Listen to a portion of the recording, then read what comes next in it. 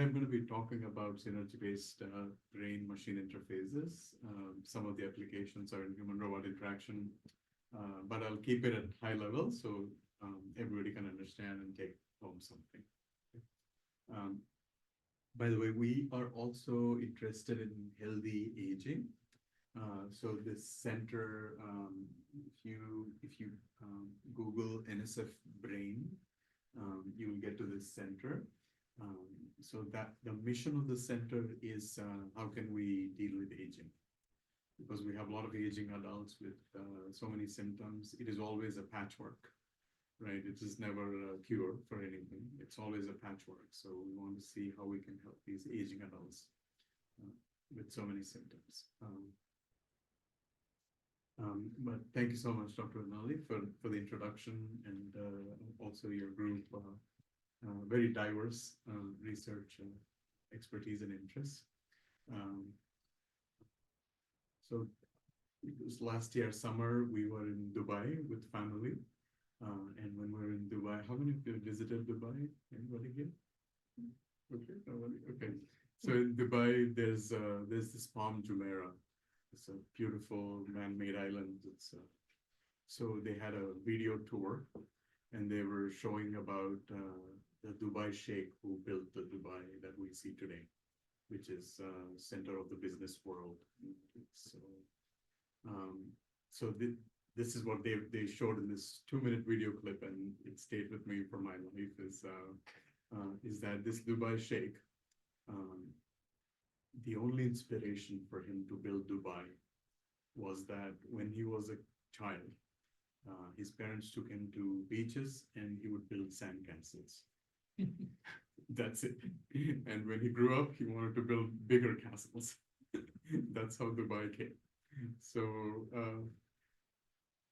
the reason I'm sharing that story with you is I think you all can take something away from this presentation. We all can be inspired by something, right? Some ideas. I'm pretty sure there's some common research interest that you will see in this talk. Okay? So I'll start with, thank you for keeping the pace with the slides. So this is a quick outline of my presentation. I'd love to see that you guys do mathematical modeling. There is some amount of that in this presentation, but I'll try to keep it at high level so we all can share and see what we can do. So my lab, primarily the way it started, we are interested in answering 2 questions. The first one is how human brain, which is supposed to be a really intelligent controller, right? We all agree with that, right? So an intelligent controller, how does it control a human hand, which is a really, really complex, versatile robot, okay? So this is probably the best robot that you can find in the nature, right? This is the same hand that we use to grasp a water bottle, also the same hand for typing, for playing musical instruments, all type of complex movements. So simple to complex movements. It's the same robot that the brain is using to control, right? So we are interested in answering this question, how human brain controls human hand. The reason, again, why this is important is if you look at disease models, Parkinson's disease, right? Several other diseases where this pathway is affected, right? And it is very debilitating. It is actually personal, very personal to me because my mother, she got stroke 10 years back. She's not there anymore now. But I saw her right hand paralyzed for about 10 years. That is the same hand that taught me how to draw, how to write. That same hand, I saw it paralyzed for 10 years. So it was very, very debilitating for me. For my mom, of course, it was. It affected her quality of life, her independence. Maybe the only thing that kept her going up was because of her cognitive function. She was a singer. She was a vocalist.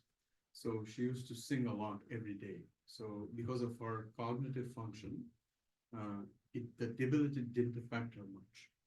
There was motor disability. There was right side paralysis, but cognitively, she didn't decline much because there was one passion that she kept pursuing. So that actually matters a lot. That we have seen. And the second question that we're interested in is how human hand, this is not just a robot, right? This is a sensorimotor robot. This is a lot of sensors on it. So any guesses on how many sensors there might be in the hand that are sensing information of all sorts, sending information back to the brain? Any guesses? 10,000. Very close. 17,000. So 17,000 sensors are sensing the information, tactile information, temperature information, and they are sending that information back to the brain. And while this is doing that, brain is like a multi-input, multi-output parallel processing system, taking all that information, making sense of it, and bringing a context to it. That's what the brain is doing in neurofeedback, right? And I'm sure you guys model this way better than what I'm explaining, right? So these are the two questions that we are interested in answering. And so these two questions are not only important to me as an engineer, as an electrical engineer, but also to roboticists, robotic engineers who want control, and also neurologists, neuroscientists who want to understand what are disease models, how can we compensate, right? Assistive devices, right? So to answer these two questions, we take two approaches.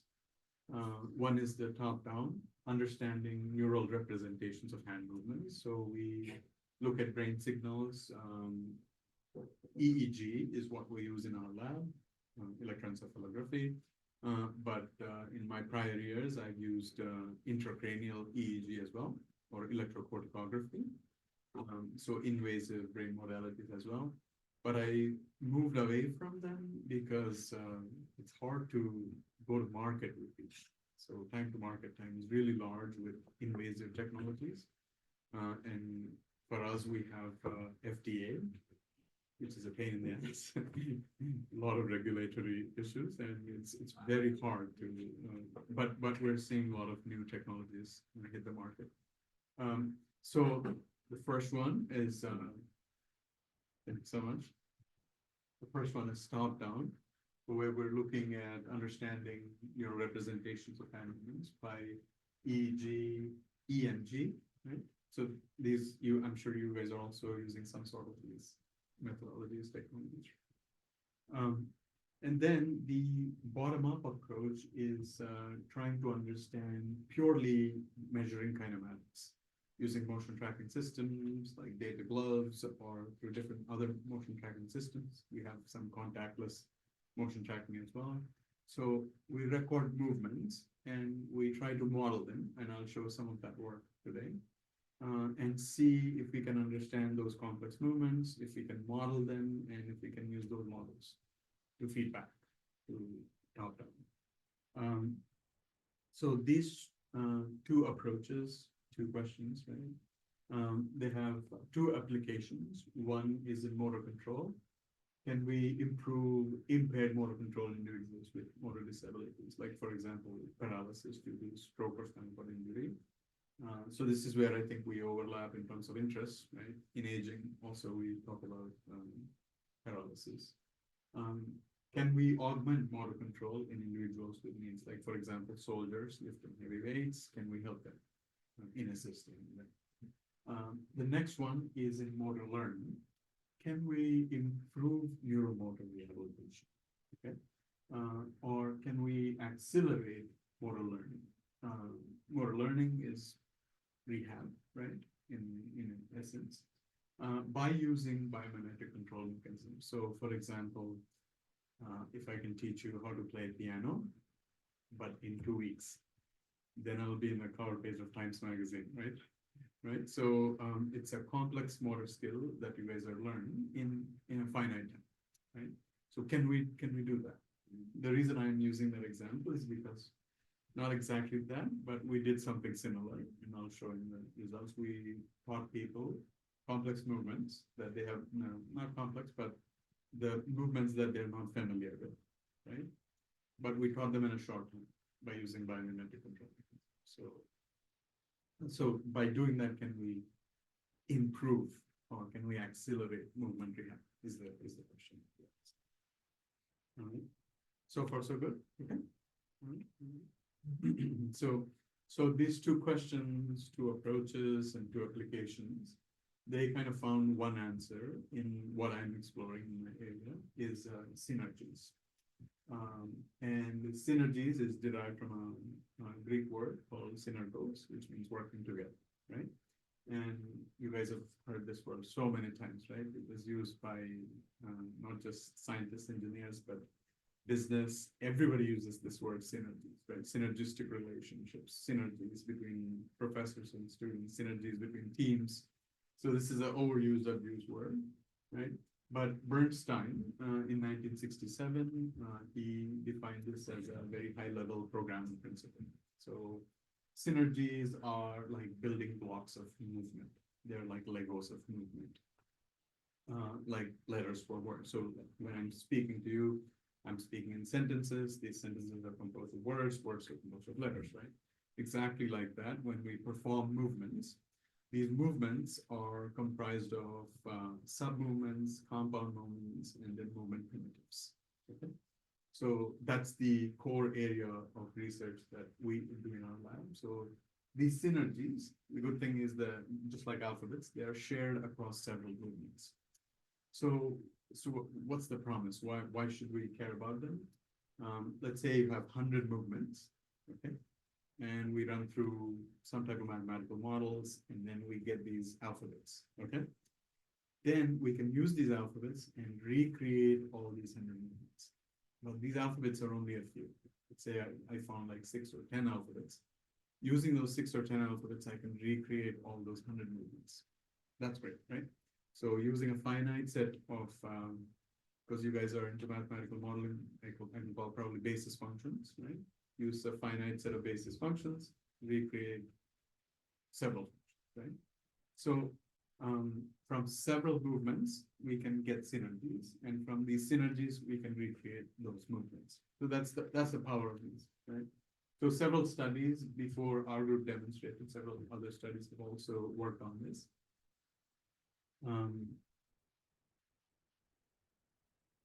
So let me give a quick example, and then we will let's say there are 3 synergies, okay? And y-axis is joints, okay? And x-axis is time. And what I'm showing here is angular velocity, okay? So let's say there are 3 synergies. I'll get into details on how I get them, etc. So let's say there are 3 synergies. And so if I move these in time, different times, right? T1, T2, T3, different times. But before I move them, I also multiply with them using scalars of different weights, right? Then I can create this movement, okay? All right, so same again, same drawing, same time, right? Now let's say I change these times and change these weights, right? Then I'm creating a whole another new movement. Make sense? All right. So that I'm representing with a very, very simple weighted linear combination of time shifted synergies. Yeah. Weighted linear combination of time shifted synergies.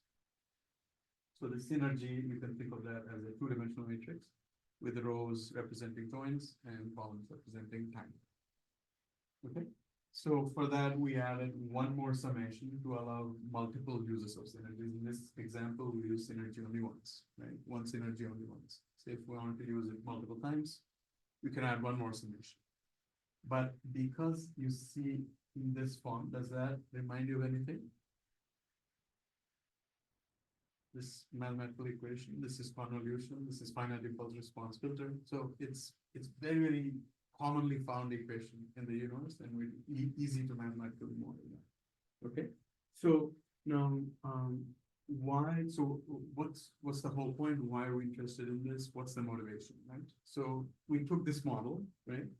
We took this model and we demonstrated one of the first synergy-based brain-machine interfaces. This was back in 2010 when we did this. So we took only two signals. This was intracranial EEG, ECOG. We took two signals from the brain. One was in the hand motor area, which is the red ones, and the other was in the speech area, the green electrodes. We took those two signals and we controlled two synergies. Okay, one was a grasp synergy, and the other was a pinch synergy. Two alphabets. Two control signals were controlling two alphabets, but we ended up controlling at 10 degrees of freedom virtually. Okay, so we're using only two signals, but we are controlling a 10-dimensional virtual. So what's the magic here? The only magic is that we put synergies in between. The rows of these synergies, there are 10, okay? 10 that represent 10 joints. So this is like really like a puppet show where you're pulling strings to enact something at the end, okay? So only two signals from the brain, but they end up controlling at 10 degrees of freedom virtual. Okay. Why this is important is because whether we're using invasive or non-invasive brain technologies, the amount of information that you get from the brain is, the amount of signals that you get from the brain is large. The data that you get from the brain is really large, but how do you make sense of it in real time is very limited. So that's why if you have a limited number of control signals from the brain, can you use them effectively and control a high-dimensional program? Because at the end, that's the application that you're interested in for individuals with paralysis or spinal cord injury, assistive devices, or exoskeletons. Make sense? Is that okay? Good. All right. Okay. So going back to that same equation, I'll just leave that here. So going back to that same equation, and this is where you guys can probably help me, is again that same equation, two summations, right? So I'm going to take this slide. So one is that synergy, which is in the green.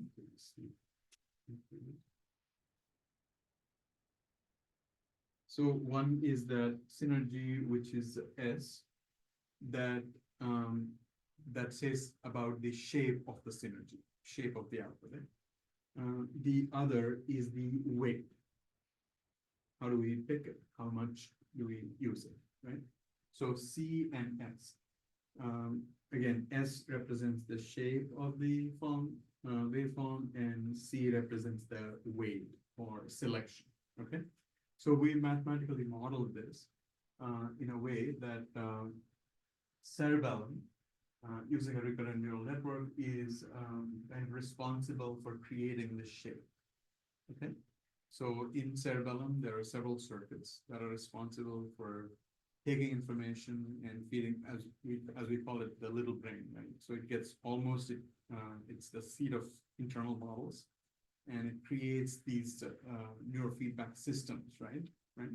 So we model that cerebellum to be responsible for creating those waveforms. And we are in the process of modeling. We haven't modeled yet. So, and this is a spiking neural network using basal ganglia, where we are trying to model the selection or the C using basal ganglia circuits. So this is still a work in progress, but using these two, we're trying to see if we can generate synergistic movement. Okay, makes sense? This is kind of the introduction. Now I'll try to get into the details of this. So that's we get to the first part, which is the dimensionality reduction of the hand movement. So when we purely record movement kinematics, let's see how this can inform us about the central mechanisms. That's the first part, okay? That's the first question answering, okay? Makes sense? You guys still with me? Okay. All right, so let's say again, going back to that same equation, right, that I showed you previously. So in this, let's say we called let's see, keep that on that slide. So let's say we call you to our lab and we recorded different types of hand movements, right? Which are representing activities of daily living. Okay, just like grasping different objects, doorknobs, etc. These type of movements. Okay, when we record them, right? These are joint angular positions. And then we convert them into joint angular velocities, right? So then what you have is this V of t, right? Joint angular velocities, V of t. That's the only thing that we have, right? That's on the left-hand side. Now from that, somehow, we have to drive everything on the right-hand side. We have to derive everything on the right-hand side. The synergies, the shifts, the weights, how many times we use them, how many times we repeat them, everything needs to come from just that one V of t, which we get from the recordings. Make sense? Okay. So because this is a complicated process, so we split it into two phases. One is let's get the synergies first, and then let's optimally select them to recreate the movement on the left-hand side. Okay. All right. So first we record the hand movements, right? And then we use dimensional reduction using PCA, principal component analysis. You probably all know this method, right? But if not, it's a method where you extract basis functions, right? So once we got those synergies, we visualize them and they look like this. So then we found that these are not just mathematical representations, but they also have anatomical significance. So for example, when you're looking at synergy 1, you see that it's actually a whole hand grasp, right? And if you look at synergy 5, for example, it's a pinch grasp. So they actually have anatomical significance. So if you look at, again, this is what we got from principal component analysis, but forget about all this. If you go to rehab side, right? Hand rehabilitation, the type of rehab that they use, the alphabets that they use, the first two are whole hand grasp and keeping a pinch. Precision and whole hand grasp. So that's what they use as well. So these synergies, they definitely had some anatomical significance. That's what we found. So once we get these synergies, now we have to somehow optimally select them, right, to recreate these movements. So how do we do that? So let's say this is the movement that we want to reconstruct. We line it up as a vector, and then we create a bank of synergies, and then we put all the coefficients in a C matrix, and then we get that into y is equal to ax format, right? And here we are trying to minimize the difference between left-hand side and the right-hand side, y and ax, right? We're trying to optimize that difference, L to norm, while we are also trying to minimize L1 norm, which is this coefficients matrix. Okay, so we're trying to minimize that, and we're also trying to constrain it by minimizing that.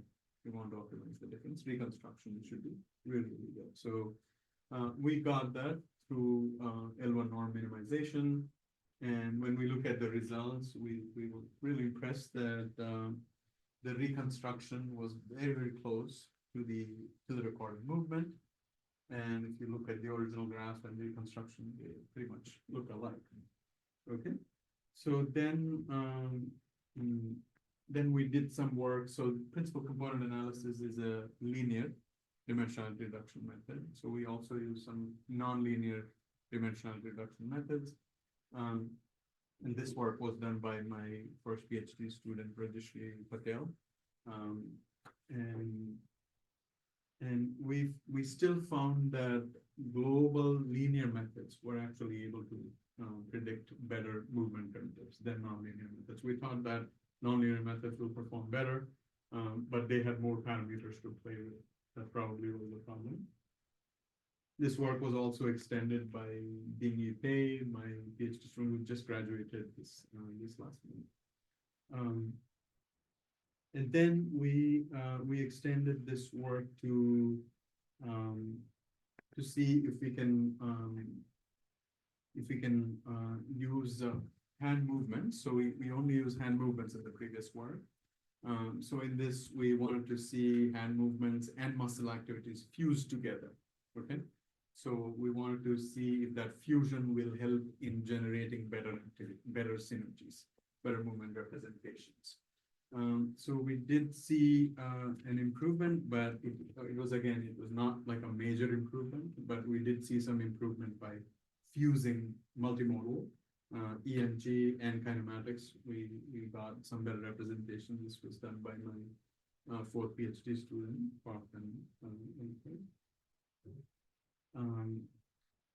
then I'm trying to quickly go through these, so I'm not going into too much detail. So far we focused only on kinematics and muscle synergies, but then recently we explored dynamical synergies as well, because when you are grasping something, it's not just kinematics, right? There's a lot of dynamics involved, contact forces and contact pressures. So we had this grip glove, and we used that, and we kind of got contact force patterns in the hand. We are now actually doing a similar study with aging adults to see what is the difference in their grasping patterns when compared to. We did not see substantial differences from like a 25-year-old college kid to 65-year-old. We did not see much difference. It was only in really 80 plus that you start to see differences in the grasp. So we use these patterns, and we also got dynamical synergies. And then we use those synergies to, again, recreate the type of contact force patterns you get for activities of daily life. So that was the first part. The second part is neural representations of synergy-based hand movement. So these alphabets, are they for real? Are they actually in the brain? Okay. So that was a big question. I don't want to claim, or I don't want to say that we have answered that question. We have found neural representations, but we have found neural correlates of alphabets in the brain. So, which is promising, because you can use those neural representations, then you can control a hand exoskeleton, for example. Okay, so which is really useful. So again, so neural representations of synergies. Again, we didn't pioneer this work. There's already a lot of work that was done, including our group. In here, we were trying to use EEG, which is a very high level, brain recording modality.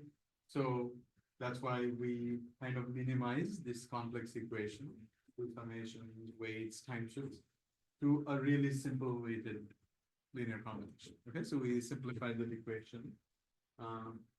We all know there are limitations to EEG. So we simplified that equation, and then we tried to do, let's say we have hand kinematics recorded, okay, from, let's say, gloves or motion tracking systems. We have hand kinematics recorded, and we also have neural signals, brain signals recorded simultaneously, okay? So we get synergy weights using singular value decomposition or principal component analysis, and then we get neural features. These are spectral densities, power spectral densities. So once we have these, we have training data and testing data. We used a simple multivariate linear regression, and we were able to recreate the movements. So let me show you some results that we got. So here we had 3 types, right? One is recorded movements using motion tracking. The other is purely kinematic synergy-based reconstruction, which we saw in the first part. And next one is neural decoded. So we want to see if we can get these seeds from brain signals, okay? So when we did that, we were able to almost reconstruct these movements with 90% accuracy, okay? So which indirectly suggests that there are neural representations of these synergies in the brain, okay? This is only indirect way to see that.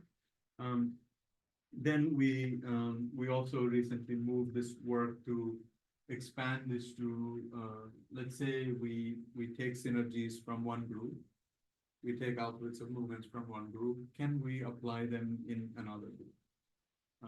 So again, we have published about this. The alphabets that I have are different from the alphabets that you have, okay? And does anybody play any musical instruments here? Anybody? No? Okay, okay. I play a little bit of musical instruments, so my synergies are going to be definitely different from your synergies. Actually, this summer we have an active project where we have two high school kids. They are twins, so I cannot tell the difference between them. Even their parents cannot tell the difference between them. So we are trying to measure synergies in them and see if there are any differences, because alphabets, they are nature as well as nurture. So there is evolution, there's genetic, and there's also training. Right? How do you train yourself?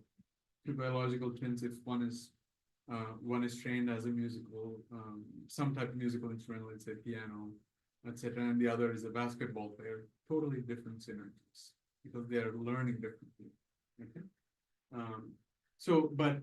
But in terms of restoring basic functionality, like for example, activities of daily living, then we can definitely use synergies from you to me or you. It's vice versa. Okay. All right. So even with that, we got really good results with about 95% accuracy, and we moved from.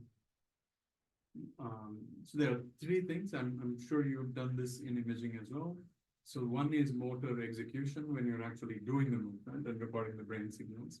The other is, let's say you are doing the movement and I'm observing, right?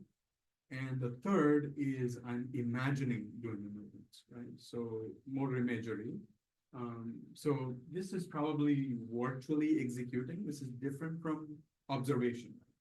When you are doing the movements and when I'm observing, it's a little different. Again, even in different brain regions are involved in this. So with motor imagery also, we were able to get really, really good accuracies. This is a publication we just submitted. We're waiting. But even using that, we got really, really good results. So I think I shared the PDF with you, so you guys can go into details as you are interested. And then I'm going to talk about applications.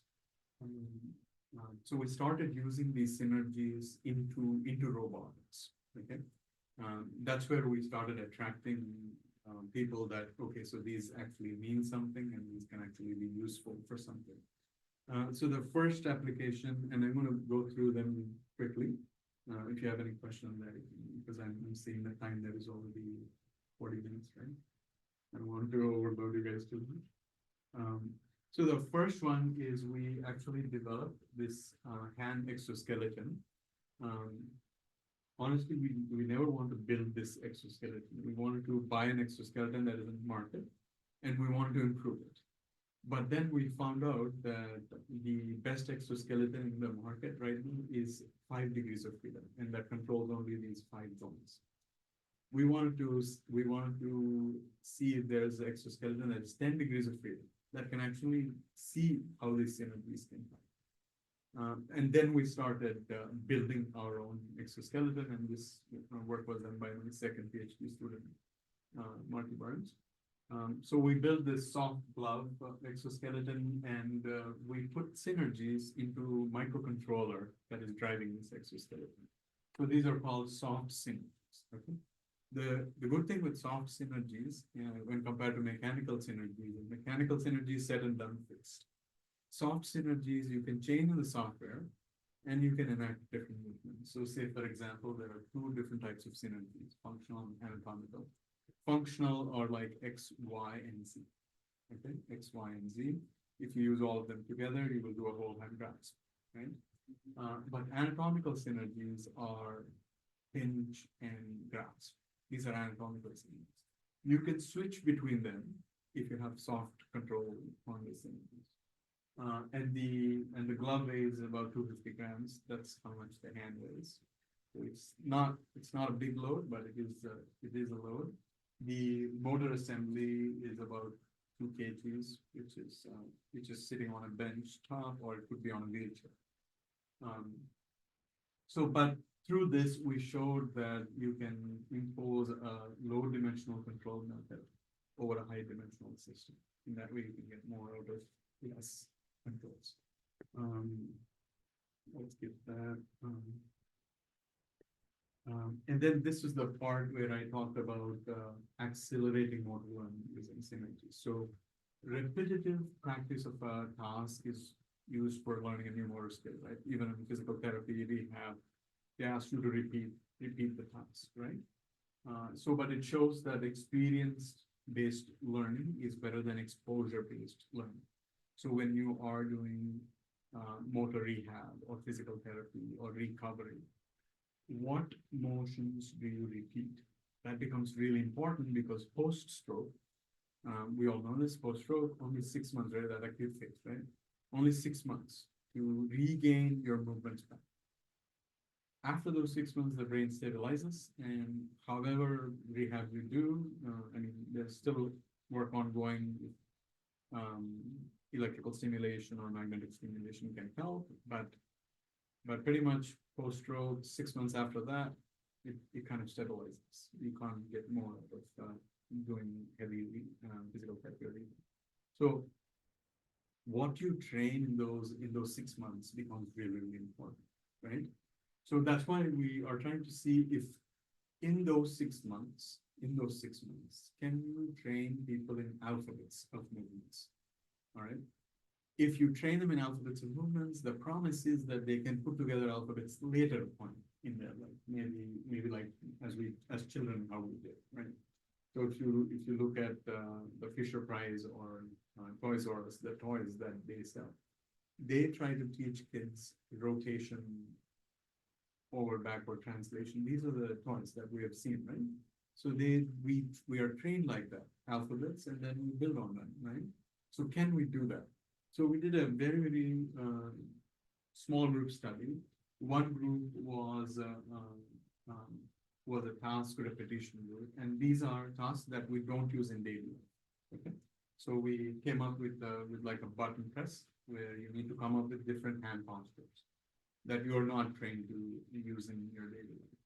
So one was a task repetition group, and the second was a synergy repetition group. We took all those tasks that they were repeating, and then we got synergies. And there was only 10 synergies, but there are 40 movements, right? So we took those 10 synergies, and then we trained a group on those only 10 synergies. Then was a control group. They weren't trained on anything, right? So when we compared the performance, we saw that synergy repetition group was able to perform better because they were trained on alphabets. That was supporting our hypothesis. But again, this is a very small study and it needs to be substantiated. But we were seeing that when you train a group on alphabets, there is a transference of skills that you can take those alphabets and when you introduce new grasps, you can better articulate them because you are trained on synergies, not on a certain set of movements.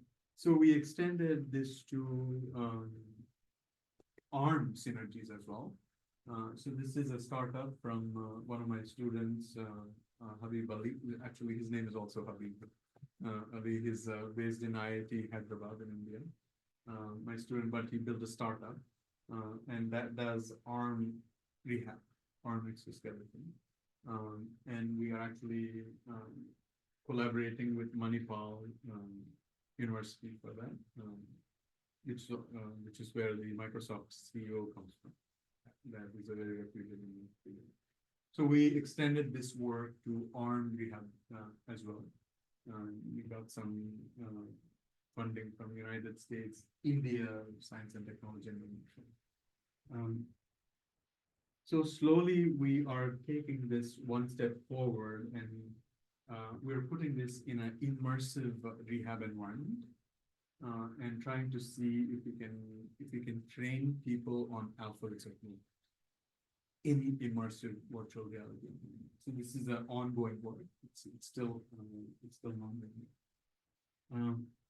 The next work where we took this was using biomimetic learning in human-robot interaction. So the way to teach any robot movements is using imitation learning. So you can pose in front of it and you do these movements and the robot imitates you and learns the movements, imitation learning, right? But is that the best way to teach a robot movements, or is biomimetic learning better? So what we try to do in this humanoid robot, this was developed by one of my other students. He has a startup, and this is called Mitra, Invento Robotics, if you Google. So he developed that robot, and what we did was we put synergies into the learning of that. So we are teaching alphabets of movement to that robot. Okay. So instead of learning by imitation, it is learning synergies. It's learning alphabets. So we are claiming, and we have, again, it's a new project. We're claiming that by biomimetic learning, robots can perform better than imitation learning, because by imitation, you can only learn 10 movements. But if you teach them 10 alphabets, they can do more movements by combining those alphabets. So that's the idea. So once we got into that project, then we got into emotion recognition. So because this is a big deal now, when humans are interacting with robots, robots need to understand our emotions, because it's not like the olden days where a robot was in a cage doing tasks and we were monitoring or controlling. So these robots are actually working with, right? Amazon warehouses, one example. There's several places where robots are working hand in hand with robots, right? So when there are such environments, so this is a very, let's see, works. So this is my fifth PhD student. This guy is, if he's happy, the robot will move faster. If he's sad, the robot will slow down. Okay. So he's trying to demonstrate that example and showing that understanding emotions of people in human-robot interaction is a very, very important task. And how do we understand emotions? We could use electroencephalography, EEG, or we could also use electrodermal activities like skin temperature and other signals, and see the heartbeat, pulse rate, respiration. You can use these parameters to estimate the emotion, right? So that's again, that's an ongoing project where we want to understand emotions. For service robots who are taking care of elderly adults, this also becomes really important, because we need to understand the emotions of the caregivers as well as the caretakers.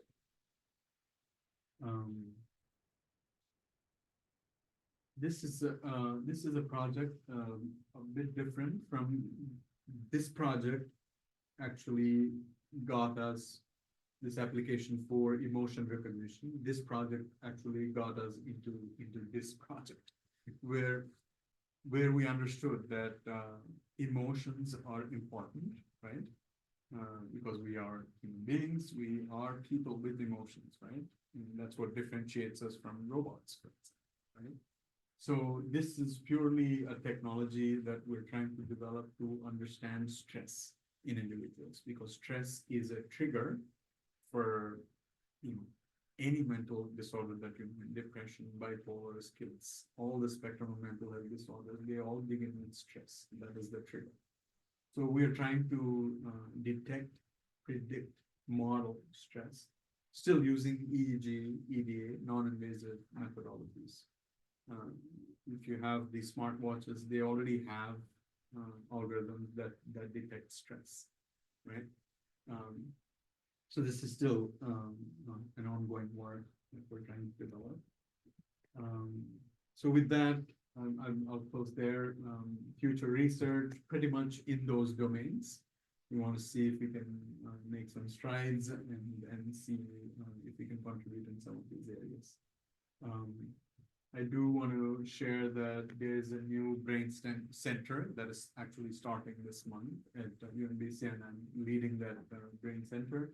And it is a unique type of center where we call this IUCRC, Industry University Cooperative Research Center. So government gives us money, industry also gives us money. So our students, they are directly working with industry to develop skills, also get trained for the industry context. This center is one of the sites in the US and also some international sites.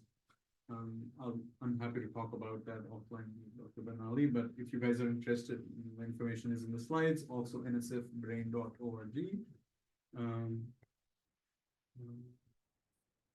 And I want to thank my students who actually did all the work so I can show off by giving talks like this. So these are all my students who did that splendid work. These are PhD students, master's students, undergraduate, as well as some high school students in there